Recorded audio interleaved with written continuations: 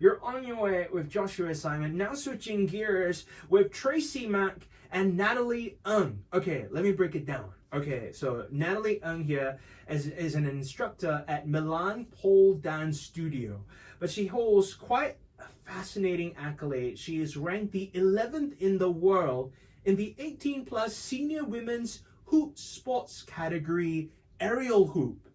Aerial hoop. So that's the one with the big hula hoop, and then you're in the middle, like Cirque du Soleil style. Yeah, it's a metal bar. It's a metal, not rubber, not plastic. It's metal. Metal. Wow. Yeah. Very heavy, very heavy. Hardcore. And by the way, I have to also mention Natalie has a cast on her arm. So precious right now. Are you okay? Yeah, I'm good. Okay. Just a small accident. Strong. Okay, there you go. And we also have Tracy Mack. She is the co-owner and founder of Milan Pole Dance Studio, where Natalie teaches at. Tracy, you own the place as well.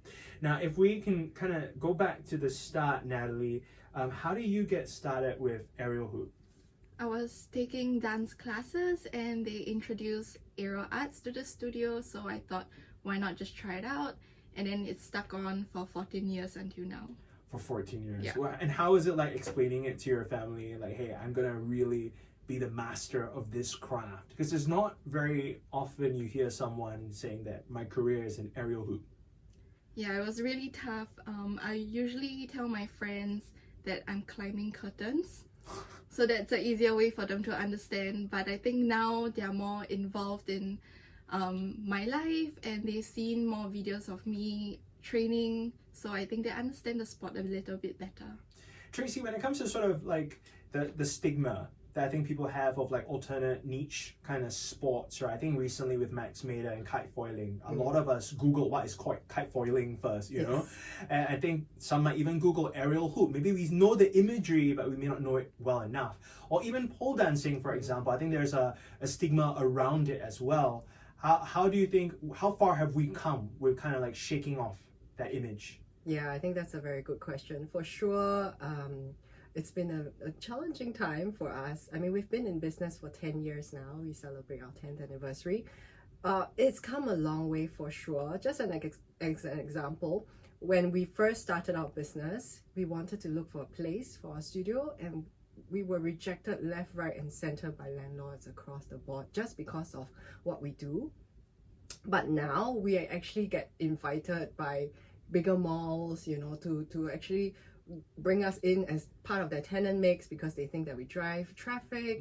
It's come a long way, and I think people are also generally more accepting. I mean, we see more of our students and the general public posting themselves on the pole, on aerial, on Instagram and so forth. You know, people are less shy about it. Yeah. So it's definitely come a long way. Yeah. More with Tracy Mack, the founder of Milan Pole Dance Studio Singapore, but also Natalie Ng, the 11th in the world when it comes to aerial hoop, the 18 plus senior women's hoop sports category. You're on your way with Joshua Simon. Now, we were going back and forth on whether or not we wanted to say pole dance or pole sports, but I feel like all of us are now able to, you know, look at it very maturely.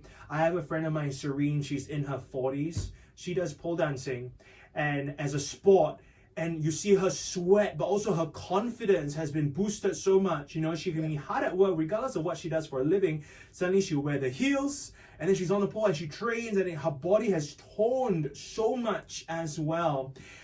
People from all shapes and sizes, ages, genders now trying pole sports or pole dance. How do you feel as a founder? Because you mentioned earlier, initially it was very hard to find even a space. Yeah, exactly.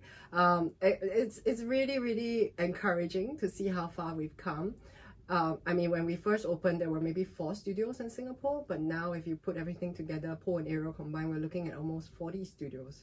I mean, it's grown tenfold, and across the board, our students' population, it goes from now even kids. We have children as young as like 6 or 7 years old doing aerial sports, and then in the 50s as well. So with us today, we have Natalie, but we also have another athlete who is also qualified for the World Championship.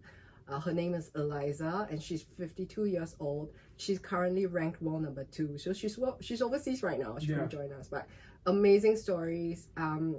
they are really embracing how pole has transformed their body and Yeah.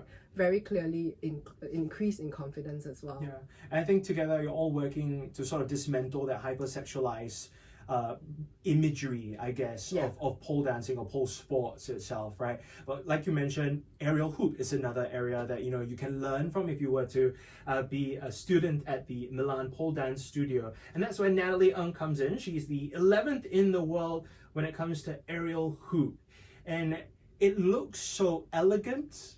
It looks also easy, I guess, when people look at it. How hard is aerial hoop?